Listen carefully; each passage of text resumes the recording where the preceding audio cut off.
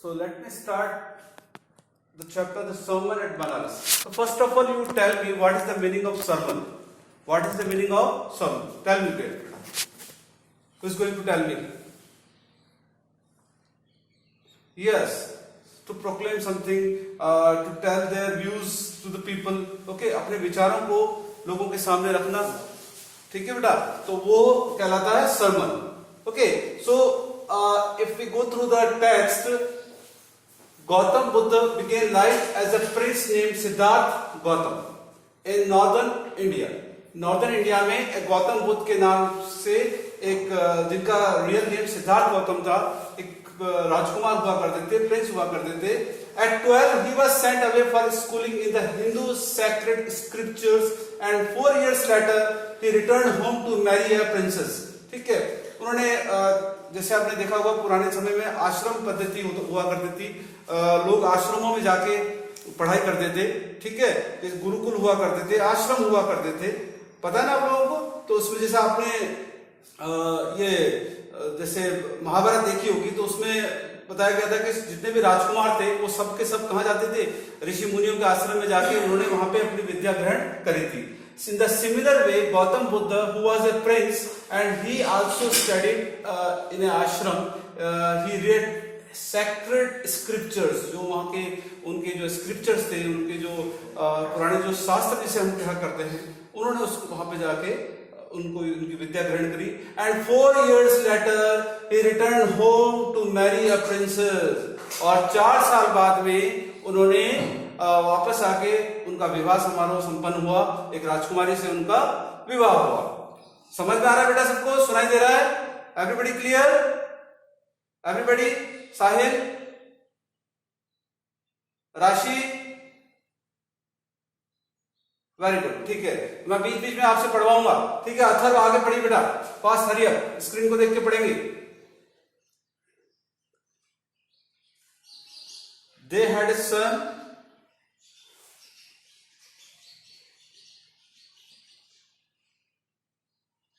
as befitted royalty.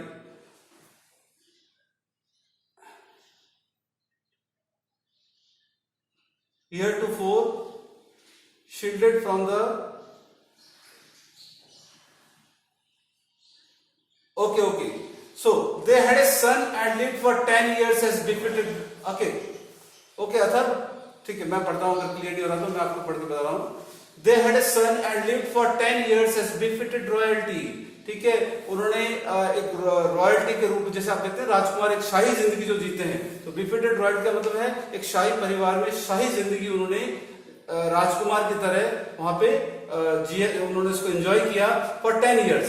Eight about the age of 25 की as में, 25 years की as में, the prince theretofore shielded from the sufferings of the world. तो आप shielded word का मतलब बताएंगे कोई? Yes, who will tell me the meaning of shielded? Shielded means he was cut off from the sufferings of the world. Shielded का मतलब होता है, जैसे आप देखते हैं शील्ड क्या होती है, अगर यहाँ अगर आप बैठे हैं तो शील्ड का मतलब ये शील्ड होगी. शील्ड का मतलब आउटर कवरिंग. ओके, तो शील्डेड मतलब he was untouched from the sufferings of the world. लोगों की, दुनिया की जो दुख दर्द थे उनसे वो बहुत दूर थे. ठीक है, he was detached from the sufferings of the world. While out hunting, chanced upon a sick man, then an aged man, then a funeral procession, and finally a monk begging for alms. Alms का मतलब क्या होता है? Yes, who is going to tell me the meaning of alms? Yes, fast, hurry up. alms का मतलब बेटा, alms का मतलब चैरिटी. alms का मतलब charity.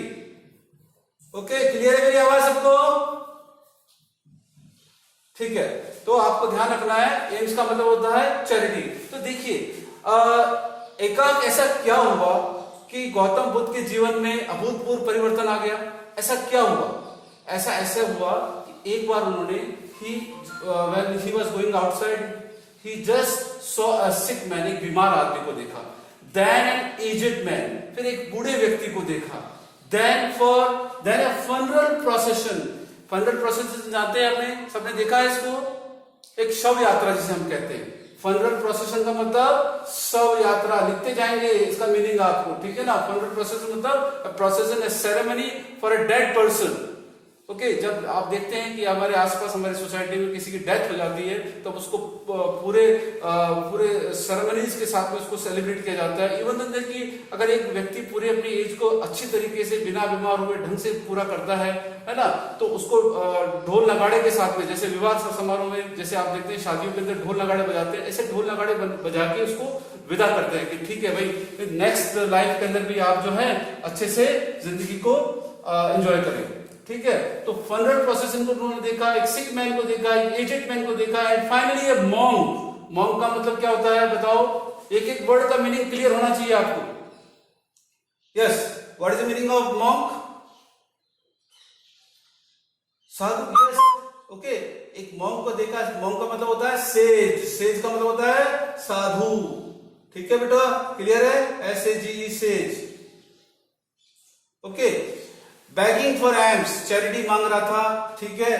These sights so moved him that he at once went out into the world to seek enlightenment concerning the sorrows he had witnessed, ठीक है। इस सब चीजों ने उसको इतना अंदर से झकझोर कर दिया, उसको इतना मूव कर दिया। मूव का मतलब होता है he was so disturbed from inside कि what I am doing in this world, I must have a purpose. I'm enjoying only the royal food, royal dresses, royal life, and I am not doing anything. What I am here for? मैं किस लिए यहाँ पे हूँ? देखिए, जब अगर आपको ये समझ में आ जाए कि जिंदगी के अंदर मुझे ईश्वर ने यहाँ क्यों भेजा है, तो आपको कहीं न कहीं अंदर से एक आवाज उठती है कि मुझे मेरा कर्तव्य पूरा करना चाहिए। तो शायद गौतम बुद्ध जी के मस्तिष्क में यही हुआ। He just went out in the world to seek enlightenment. अब बताएंगे आप enlightenment क्या होता है? What is the meaning of enlightenment? Yes, very good. Enlightenment means a state of high spiritual knowledge. जब हम आध्यात्मिकता की तरफ पूरी तरह से चले जाते हैं, जब हम आध्यात्मिक हो जाते हैं, when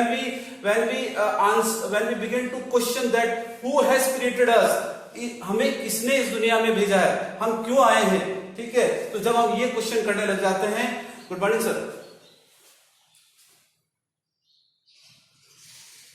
ओके, जब हम ये क्वेश्चन करने लग जाते हैं कि हम why we came in this world, then this state is a state of high spiritual knowledge, ठीक है। ईश्वर से जुड़ी अगर हम तथ्यों को खोजने लग जाते हैं तो हम इसको एनलाइटमेंट यानी स्पिरिचुअल नॉलेज की स्थिति को कहते हैं। तो he began to question why I have came here, why this people are dying, why there is a monk begging for alms, okay, why the people are dying, why they are taking on a funeral procession.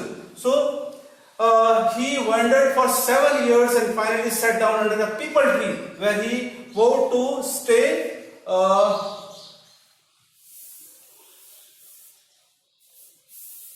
okay, just wait my dear.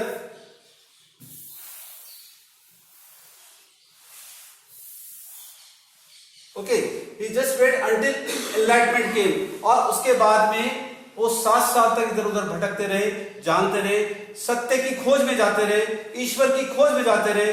वो ये पहचानने की, जानने की कोशिश कर रहे थे कि मैं इस दुनिया में क्यों आया हूं, मेरा क्या पर्पस है, मुझे ज्ञान कहां से मिलेगा, ठीक है। तो वो इस चिंतन की तलाश में इधर उधर भटक रहे थे और अल्टीमेटली अंत में एक पीपल ट्री के नीचे जाके बैठे और वहां पे उनको इसका नॉलेज हुआ, ठीक है। कैसे हुआ देखिए आप इधर, enlightenment after 7 days he renamed the tree the Bodhi tree.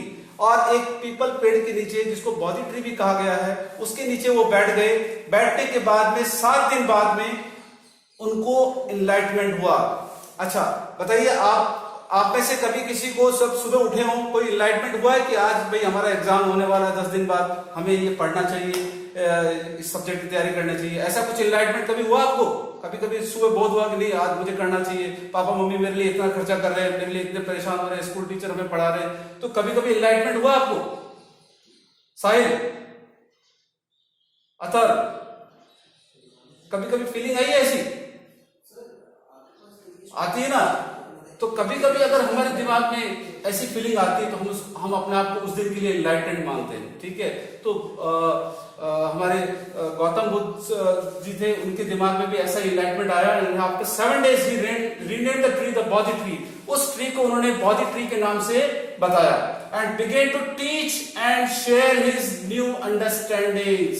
तो उसके बाद में जो समझ, जो अंडरस्टैंडिंग, जो नॉलेज उन्होंने डेवलप करी कि why I am here, so he begin to teach that understandings to every unknown person. हर कोई जो अज्ञानी आदमी था, जिसे नॉलेज नहीं था, उसे वो ये समझाने लगे। At that point he became known as Buddha. अच्छा बताइए, बुद्ध का मतलब क्या होता है? आपने बुद्ध का नाम तो सुना होगा। बुद्ध का मतलब क्या होता है? Yes, anybody? Yes, Rashi, Anurag, I am waiting for your answer. What is the meaning of Buddha? Yes, what is the meaning of Buddha बेटा? Sahil? Okay, the meaning of Buddha is the awakened और द एनलाइटन्ड। अवेकन का मतलब होता है जाग जाना। हम अभी तक क्या कर रहे हैं? सो रहे हैं, ठीक है। We are running after the materialistic things. भौतिकवादी चीजों के पीछे भागे जा रहे हैं। ये फ्रिज भी मेरा, ये गाड़ी भी मेरी, ये कूलर भी मेरा, ये मकान भी मेरा, बड़ा बड़ा मकान, बड़ी बड़ी सब कुछ, ठीक है। सो दिस इज मेटेरियलिज्म। इसको क्या बोलते हैं बेटा? भौतिकवाद बोलते हैं, ठीक है। बोलते हैं ना बेटा, भौतिकवाद। आप देखो आसपास, आप किसी से भी बात कर लो, किसी से भी बात कर लो, हर कोई ये बोलेगा कि यार मुझे ये चाहिए, मुझे वो चाहिए। Even if you are going to a temple, you beg something from the God. कभी आपने ईश्वर को ये सब बोला है कि सर ईश्वर आपने मुझे बहुत कुछ दिया है, मैं बहुत खुश हूं, मैं आपका धन्यवाद अदा करता हूं? नहीं, वी ऑलवेज बैग समथिंग। भगवान मेरे नंबर अच्छा आ जाना चाहिए और मेरा सिलेक्शन हो जाना चाहिए। We always beg something from the God. Buddha he just awakened himself. उसने अपनी अंतरात्मा को जागृत कर लिया। Okay, so this is known as enlightenment. This is known as enlightenment. समझ में आ रहा है सबको? मेरी आवाज क्लियर है? एवरीबडी, आई वांट टू से यस और know from each one of you. भाई सब यस और नो करो। आवाज क्लियर है कि नहीं है? समझ में आ रहा है? बहुत कम यस आ रहा। Very good, very good, very good, ठीक है, बहुत अच्छी बात है। एलिना हुसैन, यस बेटा, tell me under which tree he was enlightened?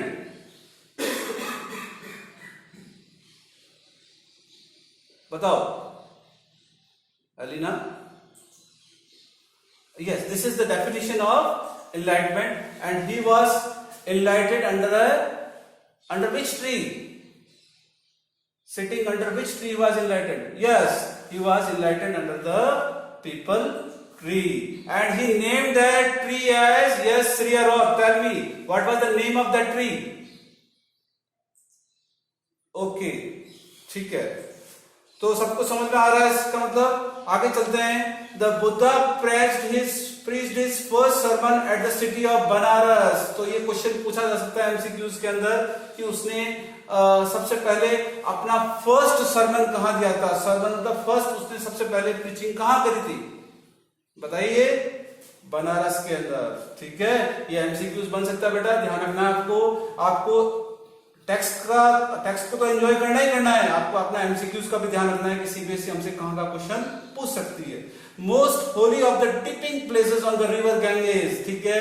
तो जो गंगा नदी किनारे जो घाट बने हुए हैं बनारस में, जो गंगा नदी किनारे जो घाट बने हुए हैं, वहां पे लोग क्या करते हैं? दे जस्ट डिप देयर, अपनी डुबकी लगा के आते हैं। क्यों लगा के आते हैं डुबकी? बताइए। गंगा नदी किनारे डुबकी क्यों लगाते हैं?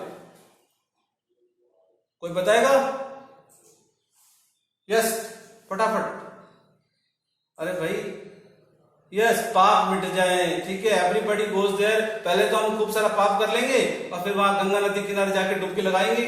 अरे क्या पाप हमारे स्किन के ऊपर चिपक जाते हैं क्या? है क्या पाप हमारे स्किन के ऊपर चिपक जाते हैं बेटा? नहीं, ठीक है। पाप हमारे स्किन के अंदर हमारी आत्मा पे चिपक जाते हैं, ठीक है, और वो हमारी आत्मा को क्या कर देते हैं, मलिन कर देते हैं, ठीक है, उसे दुष्प्रभावी कर देते हैं, उसे बुरा कर देते हैं, ठीक है। तो एक मीराबाई का आपने नाम सुना होगा, सबने सुना मीराबाई का नाम सुना ना, बहुत बड़ी मेवाड़ की वहां के मेड़ता की थी, वो प्रिंसेस थी और वो कृष्ण जी की भक्ति करती थी। तो उन्होंने एक गीत लिखा है, आपने सुना होगा, और नहीं सुना होगा तो जरूर सुनिएगा। मैली चादर उड़ के आऊं कैसे प्रभु द्वार तुम्हारे। क्या है बेटा, बताओ, है किसी ने सुना ये गीत? मैली चादर ओढ़ के कैसे द्वार तुम्हारे आऊं। तो मैली चादर कौन सी होती है? कोई चादर थोड़ी मैली ओढ़ता है। मैली चादर का मतलब है इतने पाप करके प्रभु से दूर रह के, ईश्वर से दूर रह के, हे प्रभु मैं तुम्हारे पास आऊं तो कैसे आऊं, मैं आऊं तो कैसे आऊं। तो कुछ लोग क्या करते हैं, इस मैली चादर को हटाने के लिए गंगा में जाके डुबकी लगा के आ जाते हैं, ठीक है। न तो अपनी वाणी पे कंट्रोल करते हैं, न अपने व्यवहार पे कंट्रोल करते हैं, बस जाके गंगा में डुबकी लगा के आ जाते हैं और कहते हैं कि साहब हमने तो अपने पाप धो लिए। तो पाप करो ही मत ना।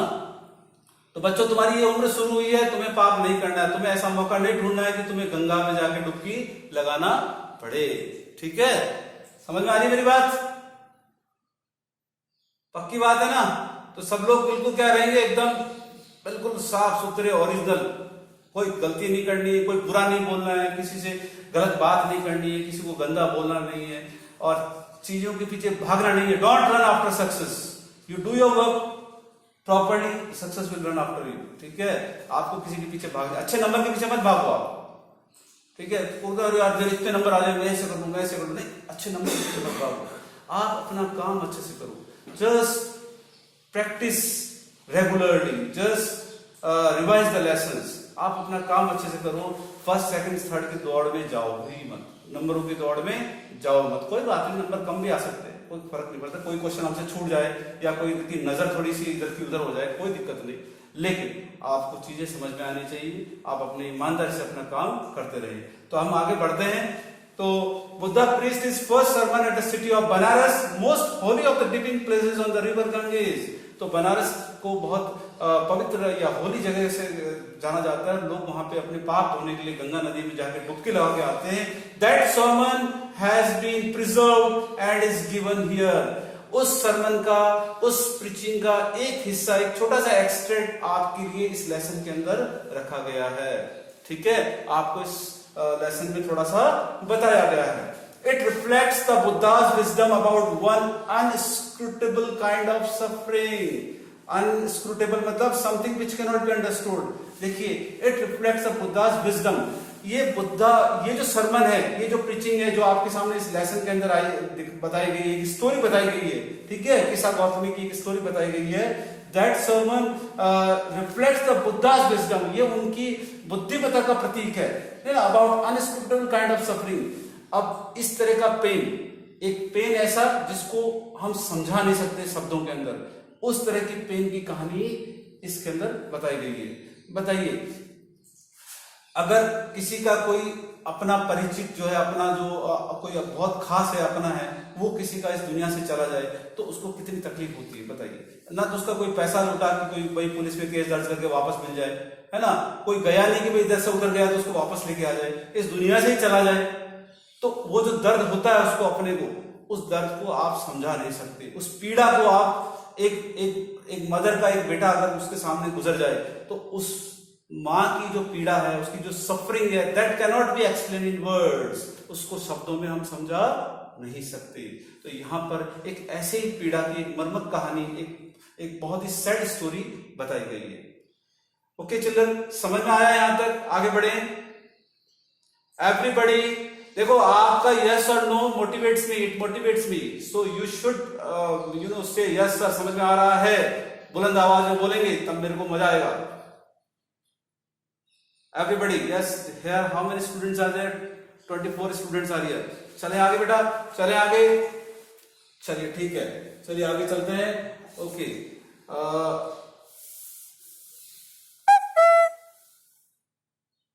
ओके, अरे भाई कहाँ जा रहा है? ये थोड़ा सा बोर्ड नया नया है ना अभी, तो थोड़ी सी दिक्कत आती है। ओके, तो ठीक है, मैं इसको ज़्यादा छेड़ता नहीं, फिर ये गड़बड़ हो जाएगी।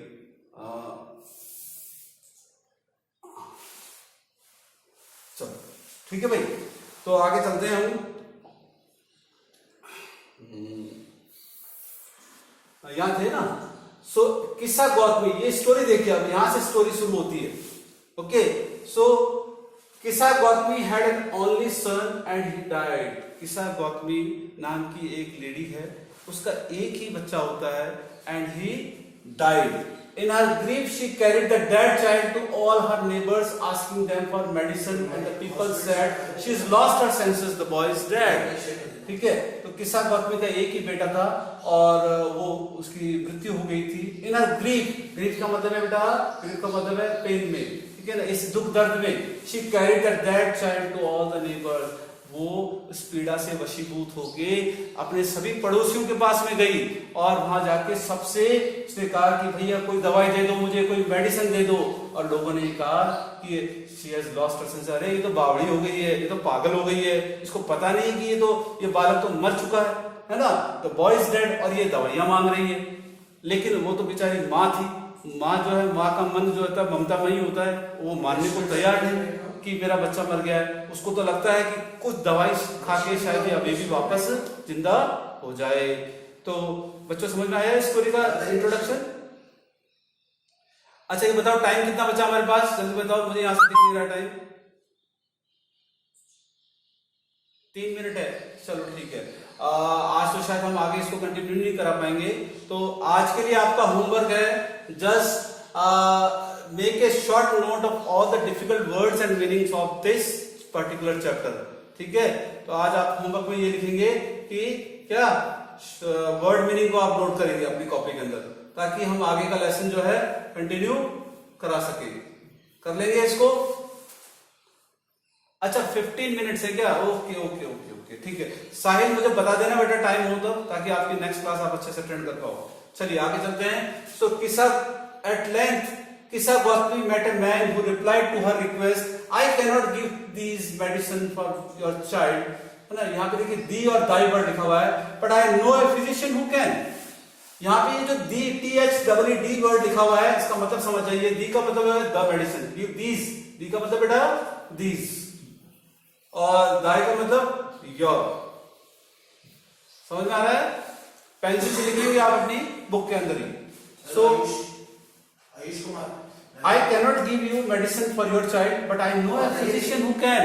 लेकिन मैं वो फिजिशियन को जानता हूं, मैं उस व्यक्ति को जानता हूं जो आपके पुत्र के लिए ये दवाइयां का इंतजाम कर सके, जो उसके अंदर प्राण ला सके। And the girl said, "Pray, tell me sir, who is it?" तो गर्ल ने बोला, अच्छा तो मुझे बताओ कि वो कौन है, किसके पास मुझे जाना है। And the man replied, "Go to Sakyaka Muni, the Buddha." तो उन लोगों ने क्या बोला, लड़की ने क्या बोला कि भैया आप जाओ, किसके पास जाओ? मुनि महाराज के पास। कौन है वो? बुद्धा के पास में जाओ। ठीक है, तो उसने उसको बुद्धा के पास में भेजा। समझ में आ रहा है यहाँ पे? ठीक है, किसने भेजा? उस लड़की ने उसको भेजा, बुद्धा के पास भेजा। अब देखो बुद्धा के पास जाने के बाद में क्या होता है। ठीक है, देखो इस संसार में कुछ भी होता है ना, उसके पीछे कोई न कोई आपका मैसेंजर होता है, कोई न कोई भगवान की मर्जी होती है। तो किस्सा गौतमी यूं ही बुद्धा के पास नहीं चली गई, हो सकता है कि ईश्वर ने कोई इशारा किया हो, उस लड़की को भेजा हो और उसने उसको वहां का एड्रेस दिया हो, और वो किस्सा गौतमी के पास, जो किस्सा गौतमी है साक्या मुनि द बुद्धा के पास में जाती है। किस्सा Gautami replied to the Buddha and cried, "Lord and Master, give me the medicine that will cure my boy." हे ईश्वर, हे बुद्धा, हे महान साधु, आप मुझे वो दवाई दो जिससे मेरे बच्चा ठीक हो जाए, उसका जीवन उसे वापस प्राप्त हो जाए, है ना। तो the Buddha answered, "I want a handful of mustard seed." ठीक है, मैं तुम्हारी बात पूरी कर दूंगा, तुम्हारी इच्छा भी मैं पूरी कर दूंगा, लेकिन तुम एक काम करो, मुझे मुट्ठी भर थोड़े से सरसों के बीज लाके दो। क्या लाके दो बेटा? मुट्ठी भर सरसों के बीज मुझे लाके दो। And when the girl in her joy promise to procure it, procure का मतलब होता है हाँ इकट्ठा करके लेके आना। अब वो किस्सा बहुत खुश हो गई, अच्छा थोड़े से सरसों के बीज के बदले में मेरे बेटे का जीवन प्राण वापस लौटा देंगे, बहुत खुश हुई, बोले कि हाँ मैं अभी लेके आई, है ना। भागी भागी बोलती है कि मैं अभी लेके आई। द बुद्धा एडेड, लेकिन उस समय बुद्धा ने उसको रोका, बोला रुको और सुनो मेरी बात। The mustard seed must be taken from a house where no one has lost a child, husband, parent और फ्रेंड। तो देखो उन्होंने क्या बोला, उसी घर से मुट्ठी भर ये सरसों के बीज लेके आना जिस घर में कभी किसी बच्चे की, कभी उसके पति की, या उसके माता पिता की, या उसके दोस्त की, कभी किसी भी रिलेटिव की कभी डेथ नहीं हुई हो, ऐसे घर से ही तो मुट्ठी भर सरसों के बीज लेके आना। समझ में आ रहा है बच्चों? तो अक्सर ये क्वेश्चन आता है कि बुद्धा ने उसको क्या टास्क दिया।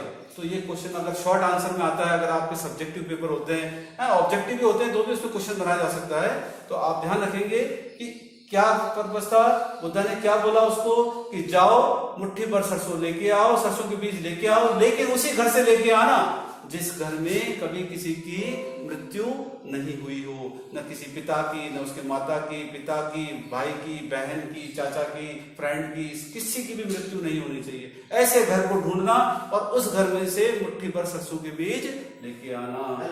समझ में आ रहा बच्चों? चले आगे। बहुत अच्छे, मजा आ रहा कहानी के अंदर? नहीं आ रहा? हेलो ना, कहानी को एंजॉय करो। देखो लिटरेचर के अंदर लिटरेचर की खूबसूरती यही है कि हमें बहुत अच्छी अच्छी कहानियां पढ़ने को मिलती है, अदरवाइज तो हम कहानियां पढ़ते हैं नहीं। ठीक है ना, दादा दादी आजकल कहानियां सुनाते हैं क्योंकि हम दादा दादी को साथ में रखते ही नहीं, बोझ लगते हैं हमें।